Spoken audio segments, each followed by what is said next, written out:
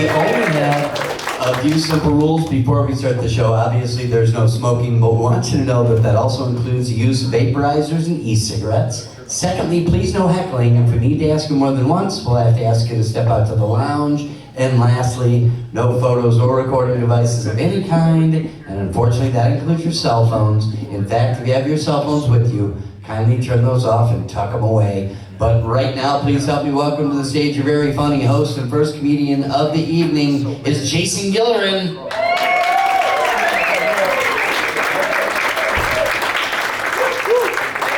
Good evening, Waterford. How are you? Yeah. Oh yeah, you guys. Wow, I like it. I like it. All right, it's Friday. TGI comedy, right? That's what I'm saying. And it's Cinco de Mayo, right? Yeah, we're out celebrating that. Or as I like to call it, Cinco de Drinko. Yeah. So much you can't think of. So you throw up in your kitchen Cinco. That's where we're starting it. Yeah. Got any Mexican Americans here tonight? Anybody? That was Waterford. Okay, I should have added that. Now I celebrated Cinco de Mayo the whitest way I could. I got a burrito from Qdoba. That's how I celebrated it. No, I like Qdoba. My kids, I have two boys, and they like food like that too. But they love Chick-fil-A. Hey, you guys like Chick-fil-A? They love it, and I'm not a huge fan of it, but there's one that just opened near my house, and it's over on Telegraph. I don't know if you guys have seen that. It's about a mile from my house, very popular, which means that every time I leave my house, I'm in line for Chick-fil-A. That's great. That's great. So, I like to. They're right across the. I don't know if you guys know this, but their competitor right across the street, Popeyes, is like right there, just staring at them, right? So I like to call Chick-fil-A white Popeyes. Anybody else do that? Feel free to take that with you. You can go into Chick-fil-A and call them that, right? Do me a favor, don't go into Popeyes and call them black Chick-fil-A. You're gonna get hurt. You do that, right? The lines are long, right? The lines are so long between the two, they're almost like touching each other. It gets almost confusing, right? These people love those chicken sandwiches, but they're very different, right? And to add to the confusion, right between the two restaurants, they've opened up a marijuana dispensary. We thought that up, right? I wish I owned that place. People getting so high, they don't even know which chicken sandwich they're ordering, right? There's people in line at Chick-fil-A on Sundays so high, they just don't even know the place is closed. I'm just sitting there like, when are they gonna take my order, man? I want those waffle fries, man. No, I don't like Arby's. Not the food so much. I like the ad campaign, you know? You heard that guy with the guy, you know, Arby's, we have the meats. You know that guy? Guy sounds like James Earl Jones swallowed a vegan whole. It's like, we have the meats. It's like, what are they doing? Like going to every other fast food restaurant, just ransacking them and stealing their meat? McDonald's, give us your burgers. Wendy's, Burger King. And then they show up at Taco Bell and they're like, you don't have to worry about this. Nothing in here is actually meat anyways. That's right. I'm married. I've been married 23 years. Yeah, thank you. Proud of that. My wife and I started dating in 1995, but I waited till 2000 to get married because I didn't want to do math every year when people asked us how long we've been married. Look at the calendar, man, it's just a number, I don't know. No, but we got married, technically got married in September 2000, so recently, our marriage actually surpassed Tom Brady's NFL career. Yes! Eat it, goat! Yeah. Well, I almost screwed it up from the get-go. Like when we got engaged, I messed it up. I didn't know that you were supposed to ask her dad first. Like, nobody told me this. Like, I didn't know if anybody else has made that mistake. Find out after the fact. The next day after I proposed, I called my best friend. I was like, I popped the question last night, and she said yes. I was so excited. And he goes, when did you ask her dad? I was like, why would I do that? I don't want to marry him. He's a great big fat Polish guy. I want to marry his daughter. I don't even know his ring size. His fingers are huge. We met in 1995. I was actually in medical school at the time, which I guess implies I'm a doctor, which is actually true. Yeah, and people ask me, how the heck do you do medicine and be a stand-up comic? That's crazy. They're like so different, you know? Like comedy and medicine are worlds apart, first of all. Like, for example, like if you're doing really well in comedy, you can say, oh man, I killed last night. I'm killing up there on stage. Right? You can't use that in the hospital. Like, Dr. Killer, how did my husband's surgery go? Totally killed in there. Killed, it's so good. Thank you. He's not dead, man. He's just, I killed. That was so good. No, I mean, like, here's the thing. If you're, at some point in your life, you're going to have a health problem and you're going to need a doctor. Like, no one's ever needed a comedian. You know, you've never been like, oh my God, did you hear about Jim? He died. He was only 56 years old. Yeah, but he hadn't been to a comedy club in like 30 years. Never going to hear that, right? And then there's that phrase, you know, laughter is the best medicine. Not if you're incontinent. Anybody here just prove my point? There's a lot of absorbent chairs here. No, I didn't know what kind of doctor I wanted to be when I was in medical school, so I just asked my dad, and his name is Dick. So now I'm a dick doctor, I'm a urologist. That's true, yeah. I get called lots of things, you know, pecker checker, cock doctor, things like that. I got called Urethra Franklin. That's a no-brainer. You know, if you're from Detroit, you gotta live on that one. You know? I put the P in R-E-S-P-C-T. You know? It's a wet job. I get called the Detroit Piston. That's another good one. I'm not proud of that one. That's why I don't wear yellow. I get called the Phallus Cowboy. That's a football reference. No. My name gets messed up. Gillerans, G-I-L-L-E-R-A, and it's an Irish name, and people see the A, and everybody at work calls it something different. They're like, Dr. Gilleran, Dr. Gilleran. I've had people call me Gillerman when they think I'm Jewish. Yeah. My hair one time in the summer was long and puffy, and I had kind of a big beard, and I got mistook for being Jewish. I had an 85-year-old Jewish woman in my office on Yom Kippur.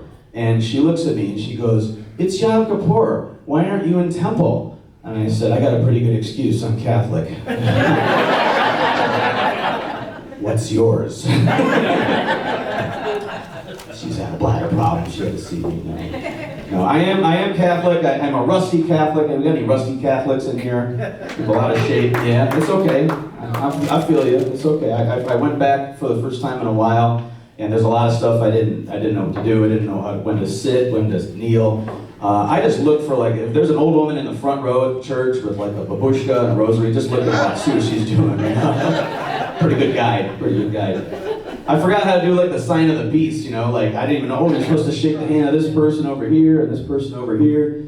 And then the person behind you has been breathing on your neck the whole service. Then there's always like a person in front of you at Mass that doesn't turn around and shake your hand. You're like, what the heck, man? I'm standing right here. Am I not worthy of your peace? But then, you know what I'm talking about? There's like that person that's like an aisle in front of you and like 3 people over. Like you like kind of reach over and you're like, nah, it's not worth it. It's okay. Peace be near you, bro. Jesus didn't. He wasn't really much into shaking hands. He was more of a foot guy. It's true, yeah. He washed feet, right? That was what it says in the Bible, right? And the thing is, if you wash someone's feet now, they're kind of a little bit nasty, right? You know, it's kind of weird. But he was washing feet 2,000 years ago. People had no shoes. It was the desert. These were some nasty feet.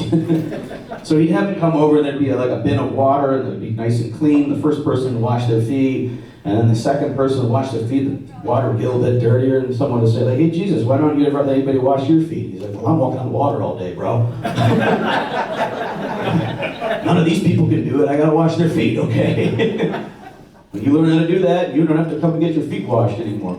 Finally, 3rd, 4th guys come in, the water's just getting brown and filthy, and finally someone comes up and looks at the water and is like, Jesus Christ, you need to do something about this water? Maybe you could turn it into wine. And that, ladies and gentlemen, is the origin and backstory of barefoot wine. Barefoot wine, yes. The wine's so bad, like you'll deny it 3 times before the cock crows. Any barefoot wine drinkers in here? It's a Bible reference. I got a few of those. No, but we're gonna have a really musical show tonight. So I like to do. I'm a big music fan. I bought a lot of music. I'm a music collector. I bought a lot of CDs in the '90s and 2000s. Yeah, a lot of them. And I don't mean to brag, but like if I had a cocktail party in my house, I could have like 1,300 people over because I got coasters for everybody. Yeah, I like 80s music. I'm a big fan of 80s music, yeah. Michael Jackson, big fan, love that stuff, you know. I feel bad, Michael Jackson got accused of some rough stuff when he was later in life, and that's not true. Like, remember he had that song, Billie Jean, where the woman says she's got a kid, it's his son, and he said, the kid is not my son. I mean, he said no to at least one child, right? You know. Oh, yeah. You guys can laugh at that, okay? True, I told this joke the first time I wrote it, I told it to my mom, and she's like, oh, you're bad. I'm like, who's bad? And then I spoon walked away from her. I like to mess up songs, I like to sort of ruin songs a little bit, like songs that people know, but then if you hear them and then you hear them the way I hear them, you never hear them the same way again. Like 1972, there was a song that came out. It's a great classic soul song by the Cornelius Brothers. It's called "It's Too Late to Turn Back Now." If you guys remember that one, yeah. There's some mumbles. And I don't know if you guys knew this, but in the middle of the song, they had Porky Pig as a guest vocalist. You remember that part where he goes, "It's too late to turn back now. I'm falling in love." It's so stupid, right? But it made me laugh. It's so stupid. There's a lot of jokes like that, right? Now, there's another song, one of my favorites by the Titanic song, remember My Heart Will Go On? Yeah, Celine Dion. And that song was secretly covered by Grover, the blue furry monster from Sesame Street. Yeah. So if you can just picture him on like the bow of the ship, you know, his blue furry skinny arms sticking out, Leonardo DiCaprio behind him, and he's like, near, far, wherever you are. You see, near means right here, and far means over there. Let me give you an example. That cute little iceberg over there is far away from the ship. And now it is near the ship. There was any Pink Floyd fans in here? Pink Floyd fans, yeah. Right. There was another one of their famous songs. One of their best songs that was secretly covered. You didn't know about this version, right?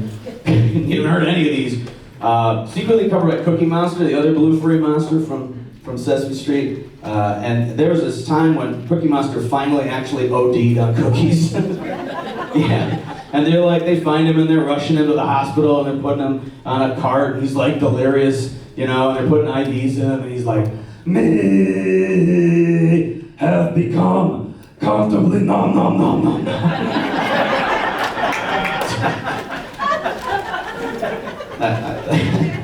I like that one song, "Dreams" by Fleetwood Mac. Yeah, that's a classic Stevie Nicks one. And if you guys listen to the lyrics of that part of that song, the first part of the song, it's kind of a smackdown, right? I mean, she's really smacking someone down pretty hard for going their own way and leaving her essentially. And it's almost like a threat. If you listen to it, you could almost hear like a professional wrestler could be doing that song, like Macho Man Randy Savage. Remember that guy?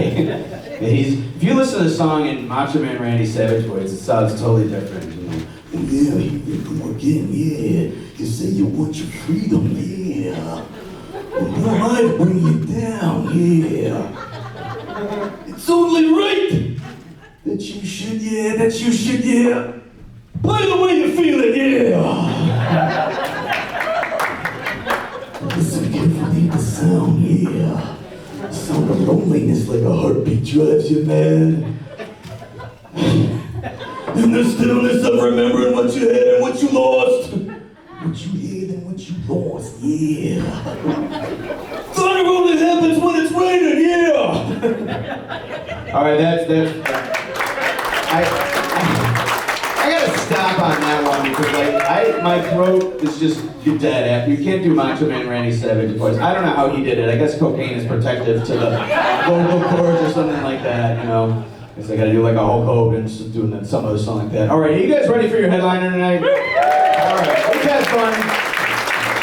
And I gotta get out of here and go eat a burrito, the rest of my burrito at least, and celebrate Cinco de Mayo with a Negro Modelo or something like that, okay? So guys, get some margaritas, have a good time, put your hands together from Bob and Tom Show. Thumbs up for the very funny Heywood Banks, everybody.